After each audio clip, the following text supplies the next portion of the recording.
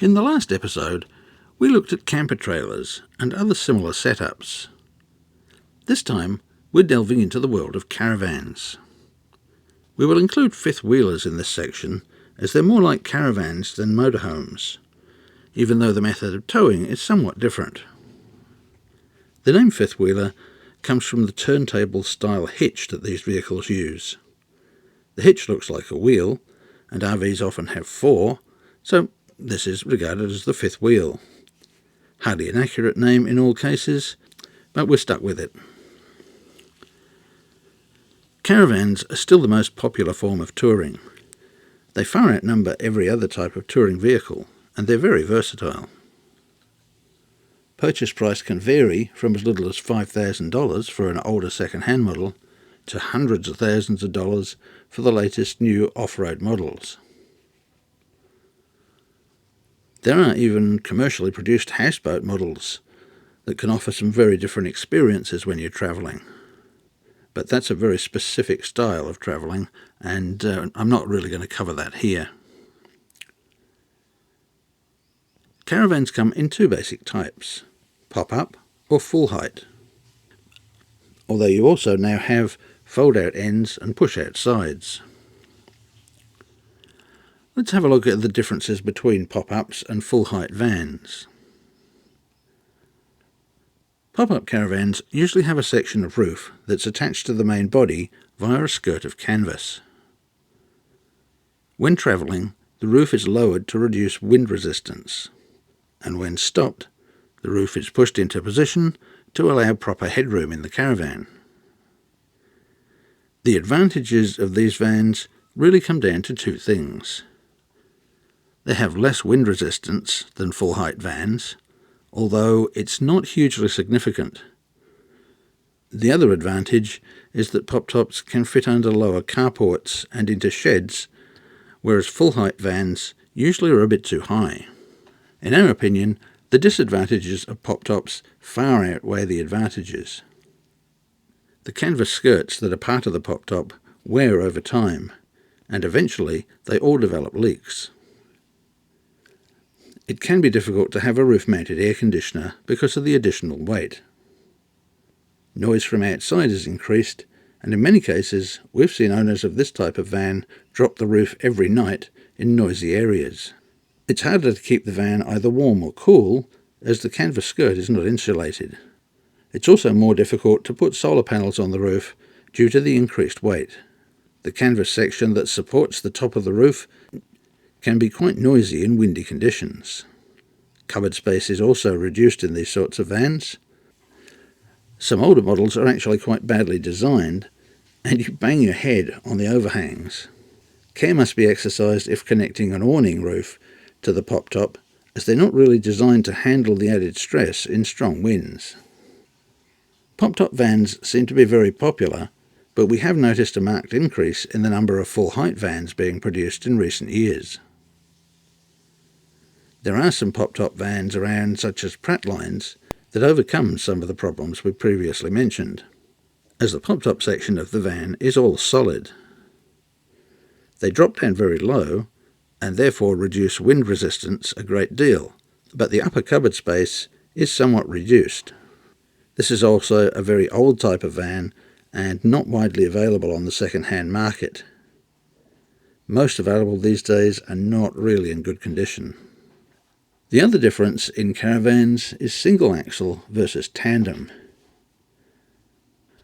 The simple difference here is that tandem vans are heavier and can carry more.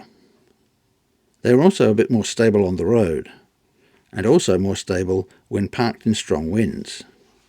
Of course, you have the extra axle and 2 extra tyres. We've owned both styles, and we like the fact that a tandem van gives you more peace of mind with regard to getting tyre punctures. In general, single-axle vans tend to be less than 18 feet long, and tandems usually 18 feet and upwards. We regard any van greater than 24 feet long as something better suited to a life as a fixed dwelling in a caravan park.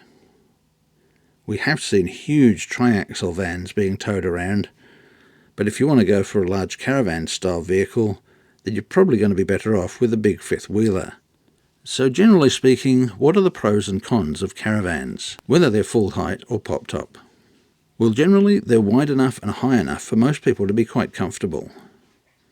They can be towed by many types of vehicles, although larger vans are best towed with a big four-wheel drive.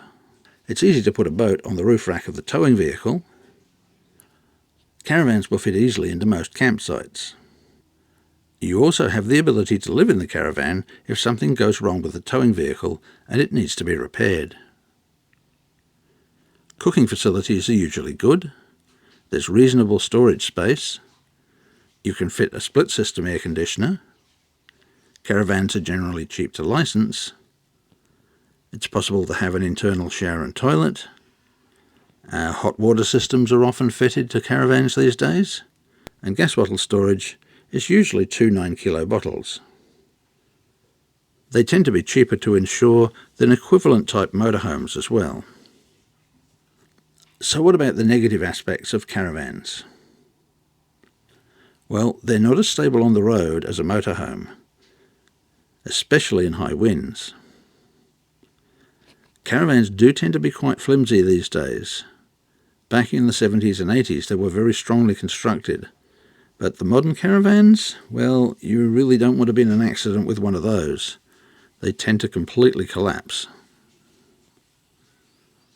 Water tanks on smaller vans tend to be a bit too small, and we've often had to fit a second tank.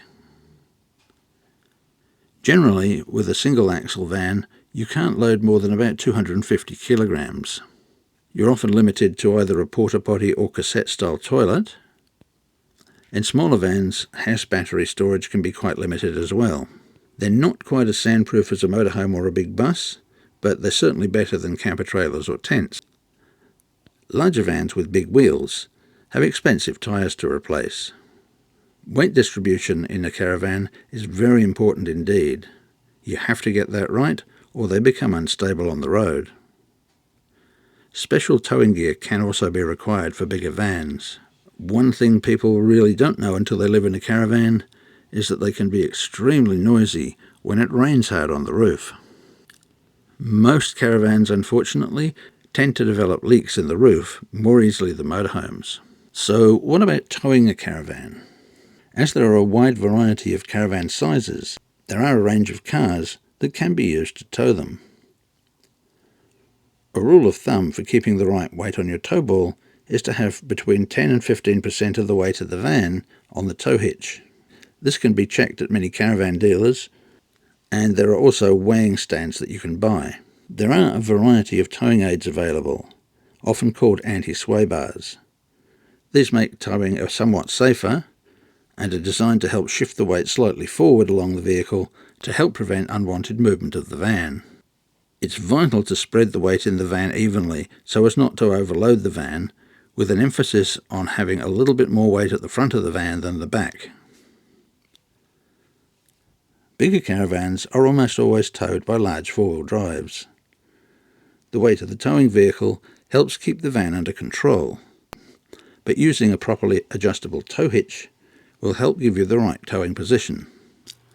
So, what about fifth wheelers, and how do they stack up against caravans? Well, they're far more stable to tow on the road, and that's all due to the method of towing. Fifth wheelers are much more like a semi-trailer with regard to how they attach to the towing vehicle. The disadvantage is that you need a specific kind of towing vehicle, usually a ute or a flatbed truck, to tow a fifth wheeler. This is probably why they're less popular than caravans. That, and the fact that they're generally far more expensive to buy. For those with deep pockets, fifth wheelers can make a great home on wheels. They tend to be very upmarket, and the ones we've seen are like being in a high-class hotel rather than in an RV.